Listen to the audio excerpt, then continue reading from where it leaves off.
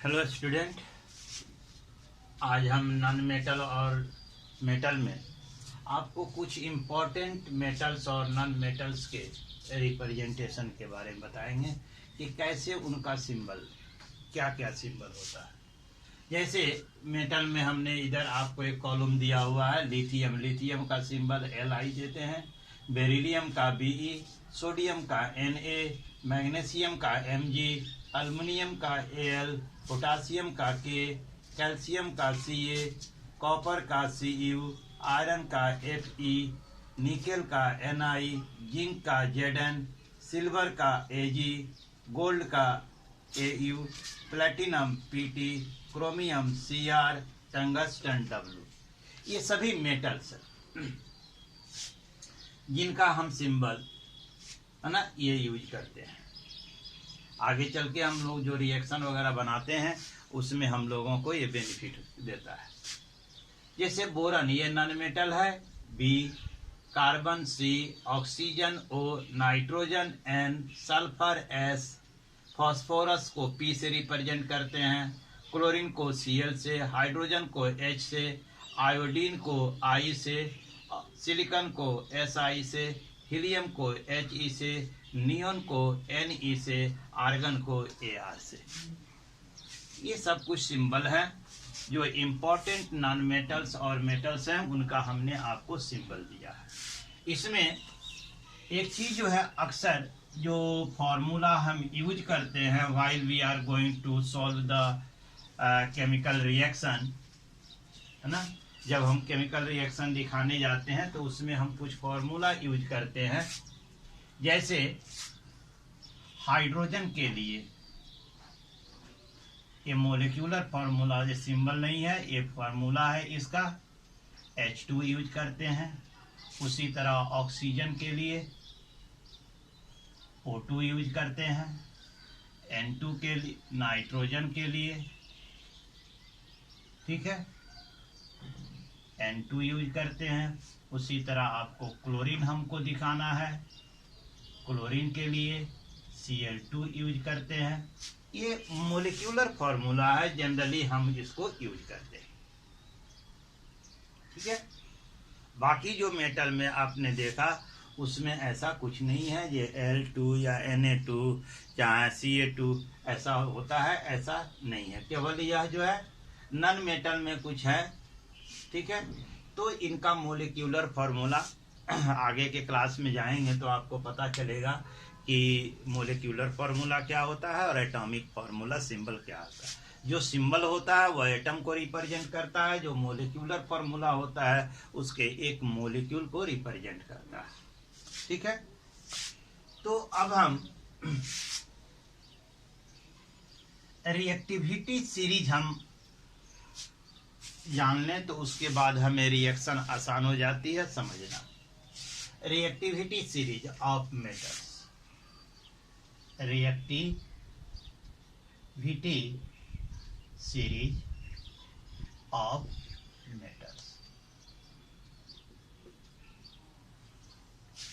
तो देखिए reactivity series of metal, सबसे मोस्ट रिएक्टिव जो होता है वह पोटेशियम होता है। पोटेशियम से कम रिएक्टिव थोड़ा सा सोडियम, सोडियम से कम रिएक्टिव आपका कैल्शियम, उससे कम रिएक्टिव मैग्नीशियम, उससे कम अल्युमिनियम, उससे कम जिंक, उससे कम आयरन, उससे कम लेड, कॉपर उससे कम होता है, सबसे कम रिएक्टिव है ना। उससे कम जो है सिल्वर, और सबसे कम इनरिएक्टिव जो होता है वह गोल्ड होता है। ये लिखा हुआ एरो मार्क जो ऊपर की ओर दिया हुआ, इंक्रीजिंग रिएक्टिविटी, यानी नीचे से ऊपर की ओर हम बढ़ते क्रम में, है ना, या ऊपर से नीचे की ओर हम आए, है ना, तो डिक्रीजिंग रिएक्टिविटी।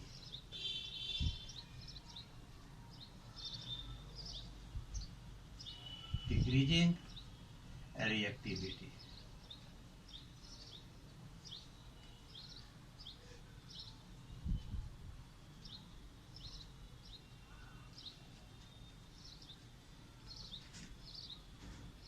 डिक्रीजिंग रिएक्टिविटी, ये ऊपर से नीचे की ओर घटते क्रम में, ये नीचे से ऊपर की ओर बढ़ते क्रम में, ठीक है।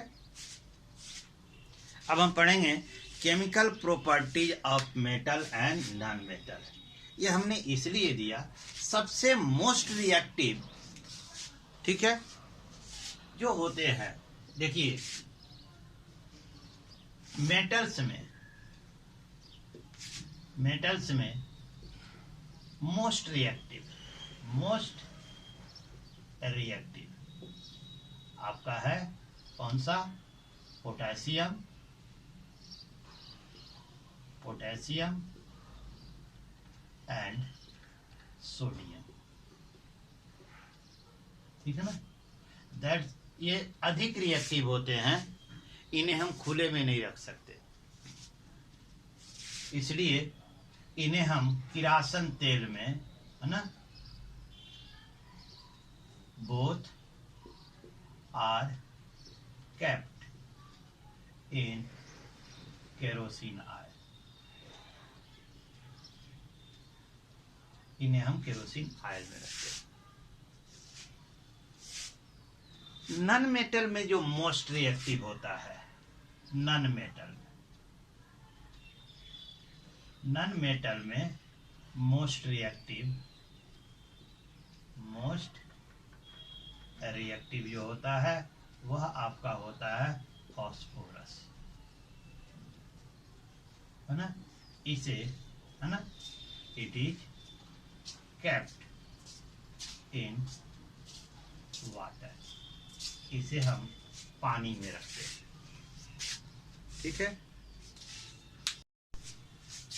अभी हमने आपको बताया कि मोस्ट रिएक्टिव नॉन मेटल जो होता है वो फास्फोरस होता है, उसे हम खुले में नहीं रखते क्योंकि एटमॉस्फेरिक एयर से वह रिएक्शन करके, है ना,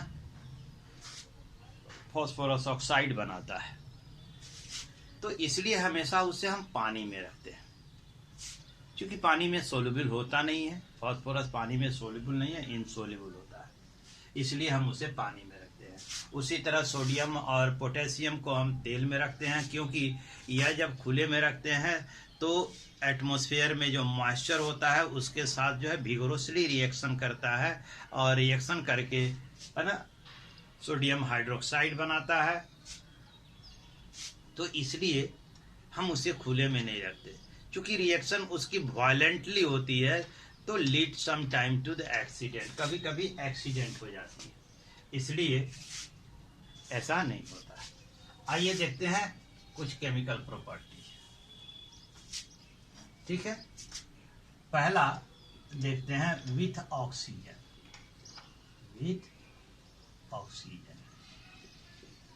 ऑक्सीजन के साथ इसकी रिएक्शन कैसे होती है। तो metal react with the oxygen to form metal oxide बनाते हैं। जैसे सोडियम को यदि जलाया जाए ऑक्सीजन में, जलने पर सोडियम Na+O2, है ना, Na2O, ठीक है, यह सोडियम ऑक्साइड बनाता है। यदि इसे जलाया जाए, ठीक है, तो इसको हम कंबसन रिएक्शन भी कहते हैं, है ना। This reaction is also called the combustion reaction.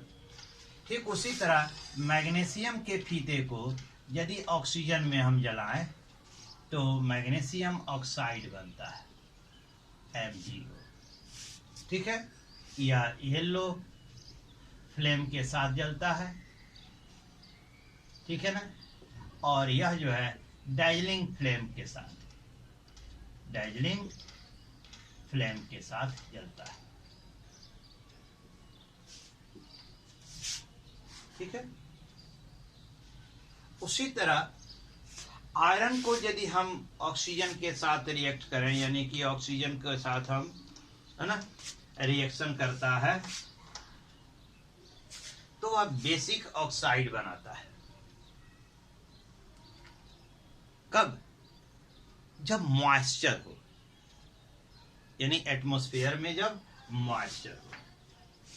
उसी तरह यदि हम पोटेशियम को भी ऑक्सीजन में जलाएं, ठीक है, तो वह जो है पोटेशियम ऑक्साइड बनाता है, जैसे K प्लस O2 तो बनाता है 2K2O, यह पोटेशियम ऑक्साइड बनाता है। ठीक है, तो मेटल ऑक्सीजन के साथ रिएक्ट करके मेटल ऑक्साइड बनाते हैं, है ना। All the metal oxides are basic in nature, यानी प्रकृति में स्वभाव में जलने जितने मेटल ऑक्साइड होते हैं ये क्या होते हैं, आपको बेसिक होते हैं।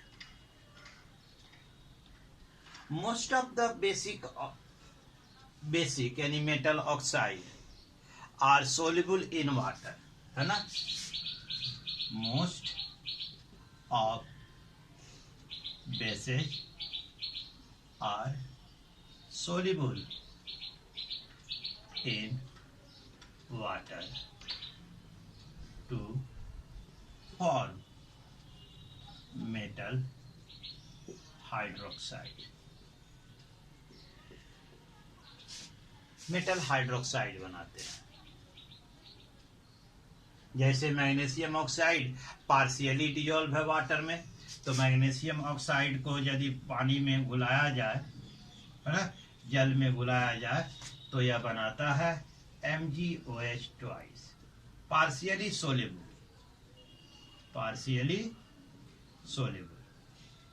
यानी पूर्ण रूप से यह डिजोल्व नहीं होता है। ठीक है, उसी तरह सोडियम ऑक्साइड को यदि जल में घुलाया जाए Na2O प्लस H2O तो ये बनाता है 2NaOH। ठीक है, तो ये सोडियम हाइड्रोक्साइड यह पूर्ण रूप से घुलनशील होता है। तो आपने देखा कि ऑक्सीजन के साथ मेटल जो है ऑक्सीजन के साथ रिएक्ट करके मेटल ऑक्साइड बनाता है। ये मेटल ऑक्साइड जितने भी होते हैं ये बेसिक इन नेचर होते हैं। और मेटल हाइड्रोक्साइड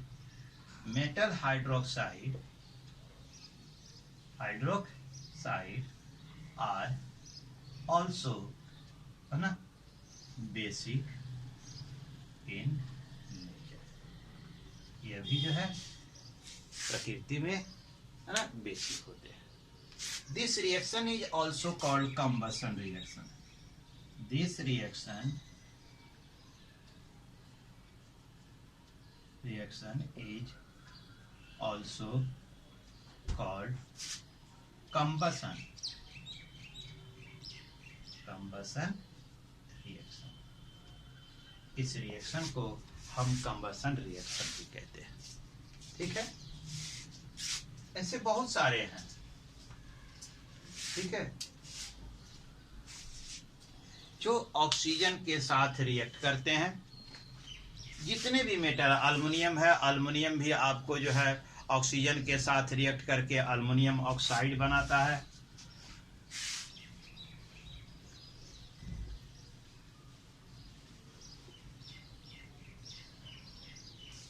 अल्युमिनियम है प्लस O2 Al2O3, ठीक है, यह अल्युमिनियम ऑक्साइड बनाता है। तो कॉपर को भी यदि ऑक्सीजन, कॉपर के छीलन को यदि ऑक्सीजन में गर्म किया जाए कसकर तो कॉपर ऑक्साइड बनाता है। यदि खूब हीट किया जाए उसे तब वह कॉपर ऑक्साइड बनाता है। तो इस तरह जो है जितने ये सभी बेस हैं। क्लियर। अब आइए देखते हैं विथ वाटर। सेकंड देखते हैं with water.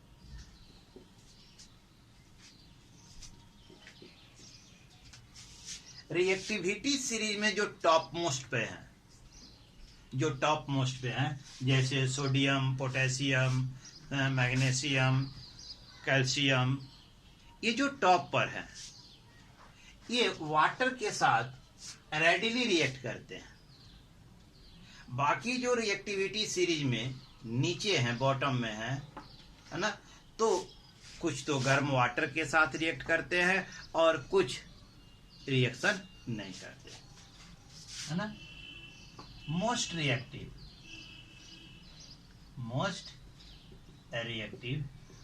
Metal react with water vigorously.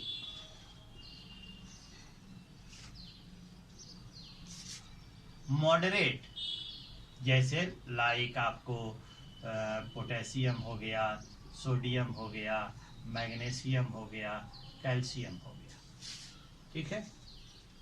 Moderate reactive metal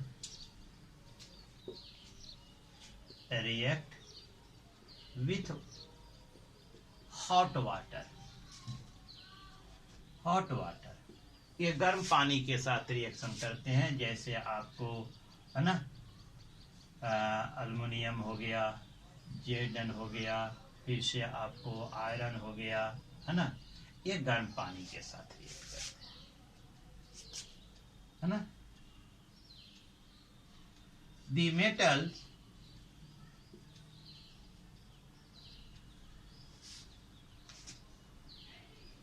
metals lower in reactivity series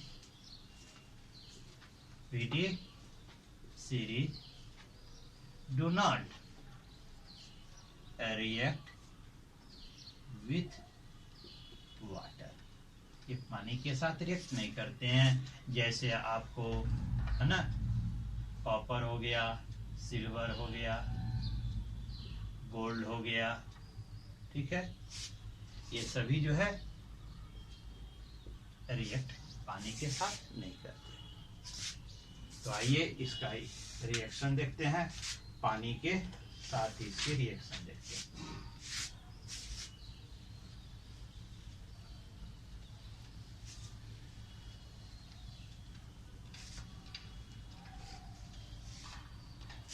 जैसे सोडियम के साथ वाटर की रिएक्शन होती है, ठीक है, तो बनता है NaOH, यानी क्या बनाता है, सोडियम हाइड्रोक्साइड बनाता है, और क्या बनाता है, हाइड्रोजन गैस निकलती है,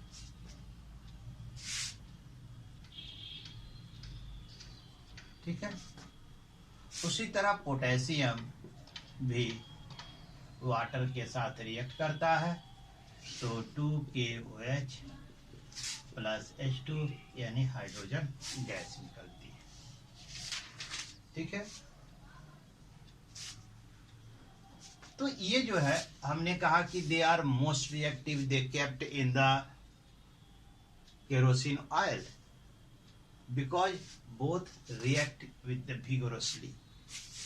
vigorously का अर्थ हो गया इतनी तीव्रता के साथ ये रिएक्शन करते हैं, और रिएक्शन करते समय इतनी हीट एनर्जी पैदा होती है कि कभी कभी ये उत्पन्न जो हाइड्रोजन गैस है इसमें आग लग जाती है, जिसके कारण एक्सीडेंट होने की संभावना ज्यादा होती है। हमारे एटमॉस्फेयर में वाटर वेपर है, तो ये वाटर वेपर के साथ जो है तुरंत रिएक्ट कर लेती है। The air which free from the water vapor, तब वैसे स्थिति में रिएक्शन नहीं होगा, लेकिन चूंकि हवा में नमी होती है, मॉइस्चर होता है ना, मॉइस्चर किसके कारण होता है, वाटर के कारण होता है, तो इसलिए हम इन्हें वाटर में रखते हैं, ठीक है ना। तो क्यों रखते हैं, इसका कारण हम यही रख देते हैं, है ना, sodium and potassium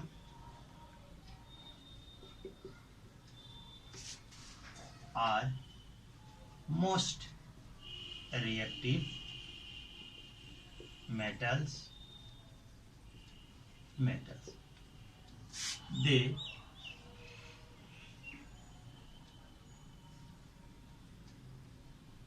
react with moisture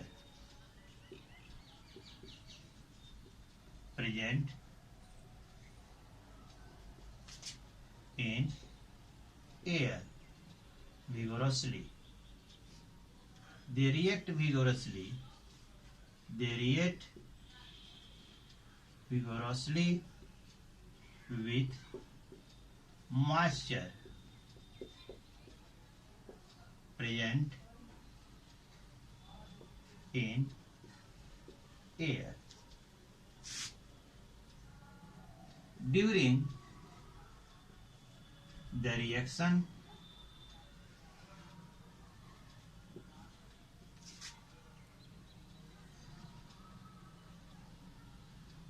a lot of heat produced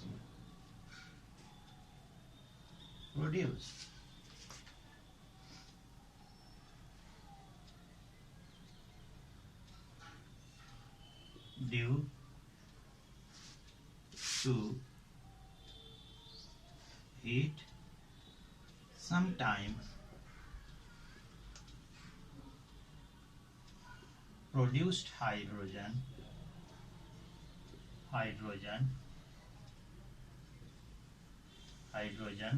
catch fire and leads to accident. ठीक है, that's why it is always kept in motion. फिर से that's why है ना, both metal are kept in kerosene oil. यह kerosene oil बना। Clear? देखा आपने वाटर के साथ,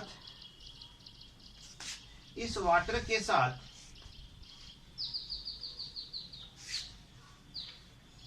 कुछ और आपको हम बताते हैं जो वाटर के साथ रिएक्शन होती है।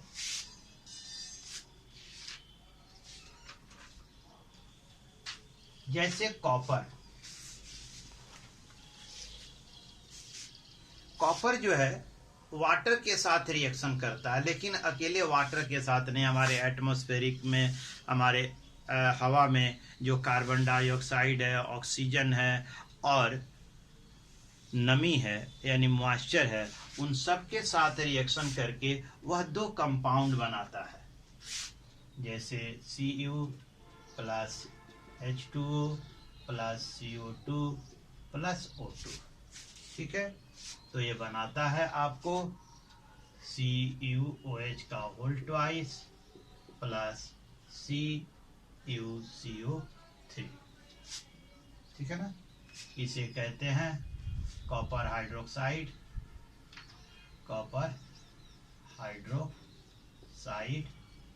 और इसे कहते हैं कॉपर कार्बोनेट। ठीक है ना। अब यदि देखें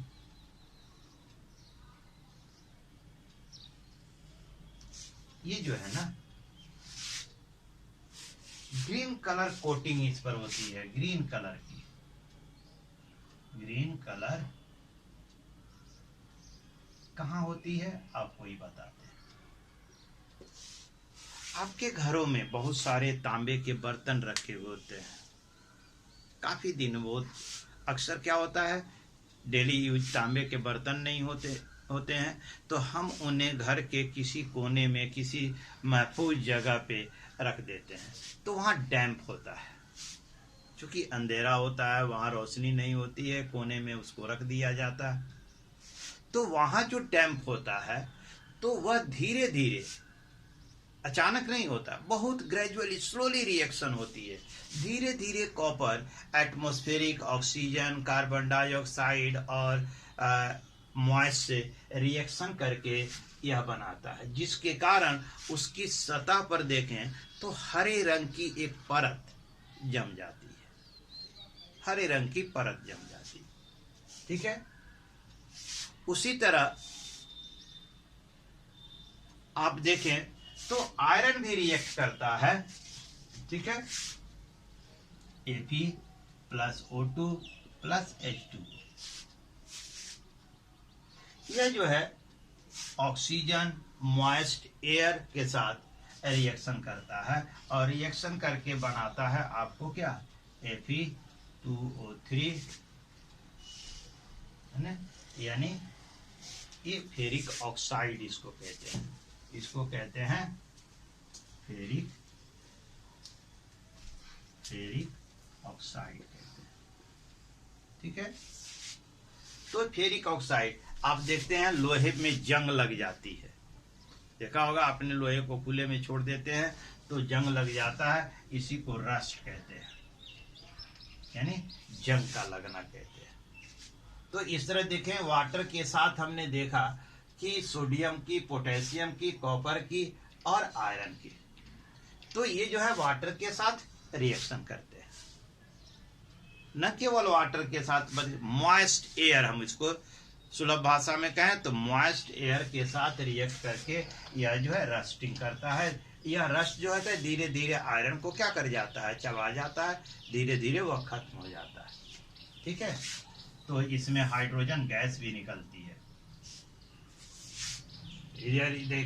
equation is not given in the balance way, यहाँ बैलेंस वे में नहीं दिया गया है, हमने आपको केवल रिएक्शन दिया है ये कैसे इसको किया जाता है, क्लियर। तो वाटर के साथ आपने देखा। अब देखते हैं एसिड के साथ।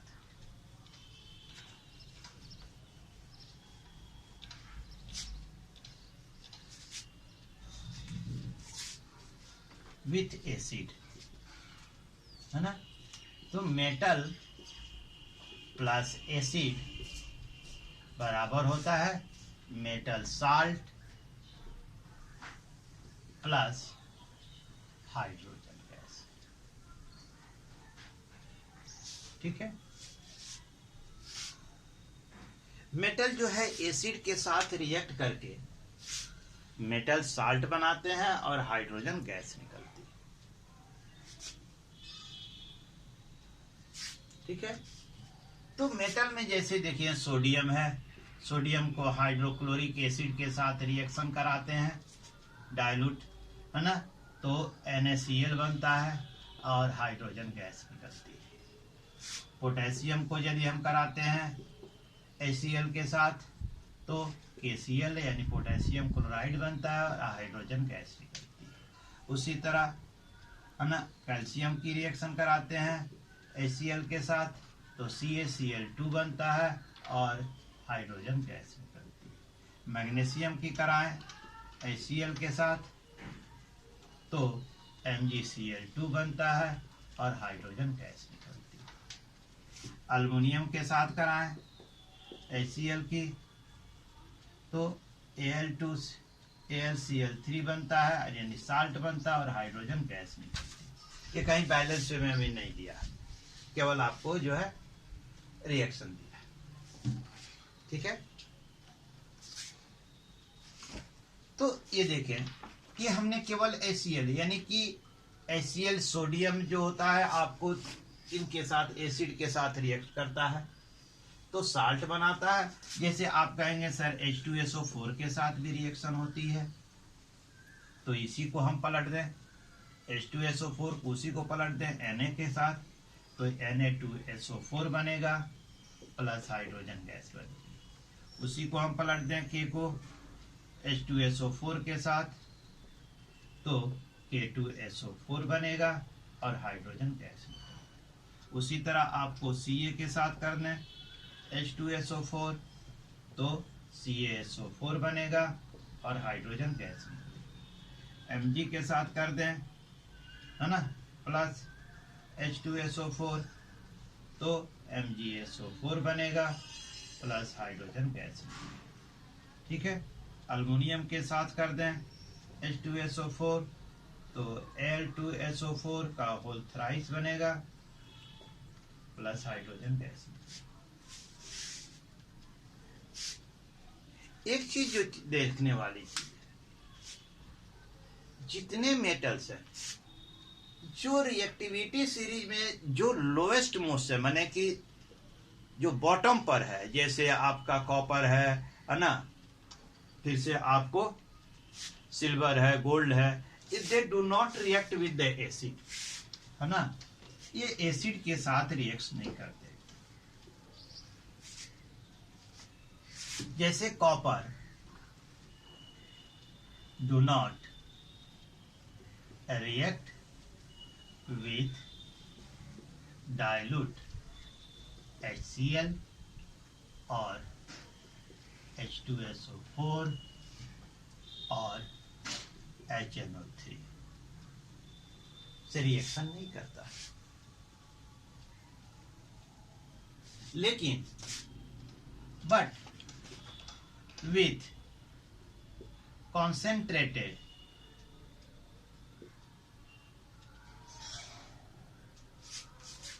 acid and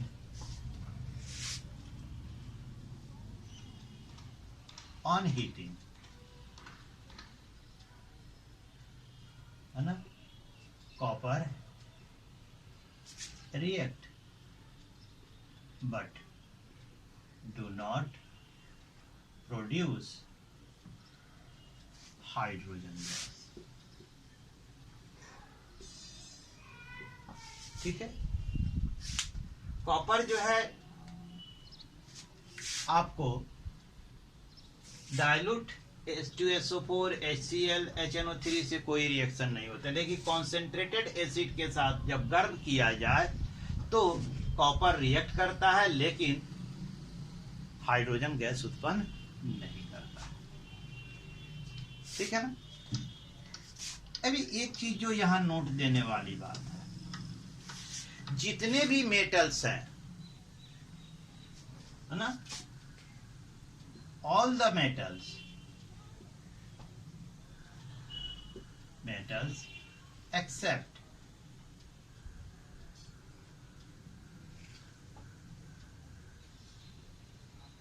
एक्सेप्ट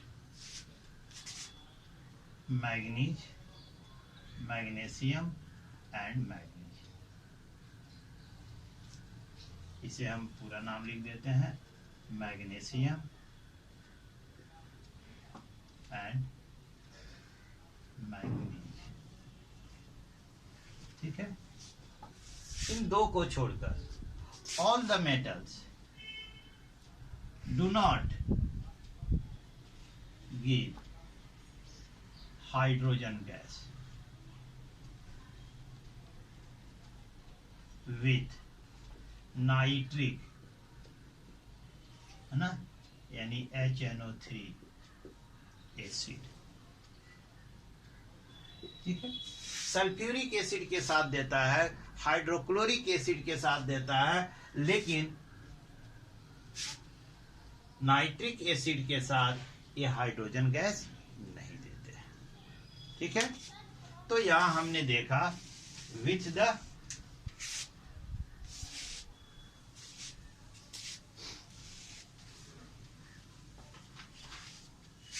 हमने यहां देखा कि क्या देखा कि कॉपर डाइल्यूट एसिड के साथ नहीं देता, सिल्वर भी नहीं देता, गोल्ड भी नहीं देता, यानी जो लिस्ट रिएक्टिव होते हैं वे जो है एसिड के साथ हाइड्रोजन गैस नहीं देते।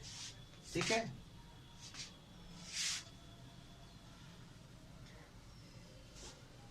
इसमें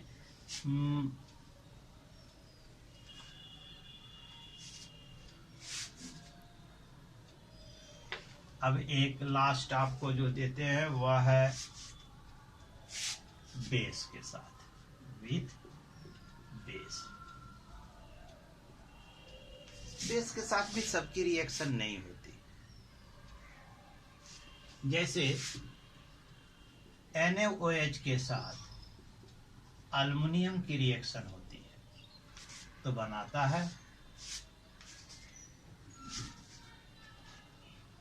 NaAlO2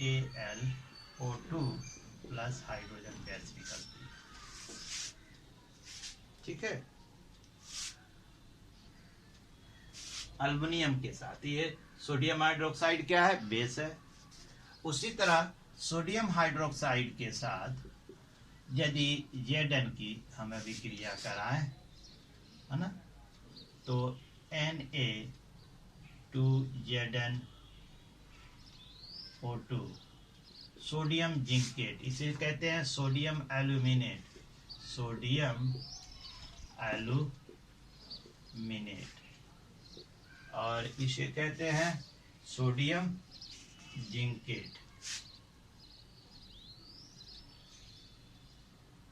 सोडियम जिंकेट और हाइड्रोजन गैस। ठीक है,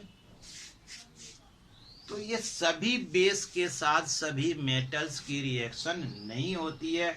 कुछ वैसे मेटल्स जैसे अल्युमिनियम है, Zn है ना, ये जो है बेसिक ऑक्साइड और एसिडिक ऑक्साइड, जो इनका ऑक्साइड होता है वह ड्यूअल रोल प्ले करता है, यानी अल्युमिनियम ऑक्साइड, इसे एम्फोटेरिक ऑक्साइड भी कहते हैं। तो जैसा हमने बताया कि जैसे अल्युमिनियम ऑक्साइड है और एंड जिंक ऑक्साइड, है ना, बोथ आर, है ना, known as amphoteric oxide, amphoteric oxide, because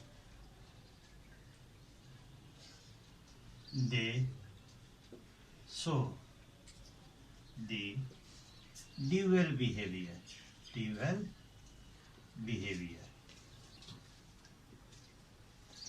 like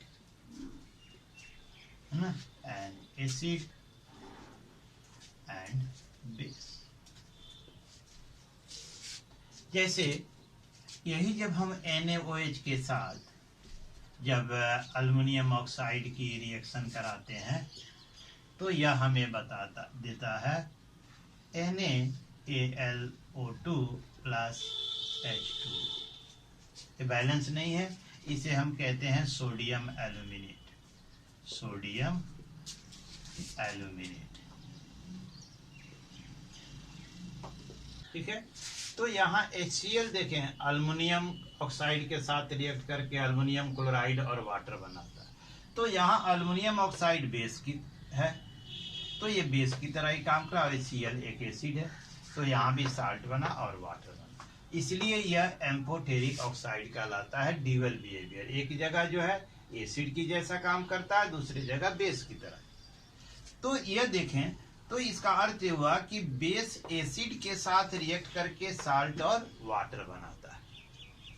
ठीक है, तो जितने भी मेटल्स ऑक्साइड और हाइड्रोक्साइड होते हैं ये सभी बेस होते हैं, जो रेड लिटमस को ब्लू में बदल देते हैं अपने एक्वियस सॉल्यूशन। किसी भी मेटल ऑक्साइड या मेटल हाइड्रोक्साइड के सॉल्यूशन में यदि रेड लिटमस डाला जाए तो उसका कलर बदल के क्या हो जाता है? ब्लू हो जाता है। यह बेस की एक यूनिक आइडेंटिफिकेशन है। बेस जानना हो कि दिया गया सॉल्यूशन बेस है या नहीं, तो उसके लिए हम उसके एक्वियस सॉल्यूशन में रेड लिटमस डालें, यदि उसका कलर ब्लू हो जाता है तब इसका अर्थ है कि वह बेस है। तो आज आपने देखा कि reaction of metals with the different acid, oxygen, water, है ना, बेस के साथ आपने रिएक्शन देखा। ठीक है, अगले सेशन में हम chemical properties of the non metals की चर्चा करेंगे। ठीक है, till then, thank you and have a nice day.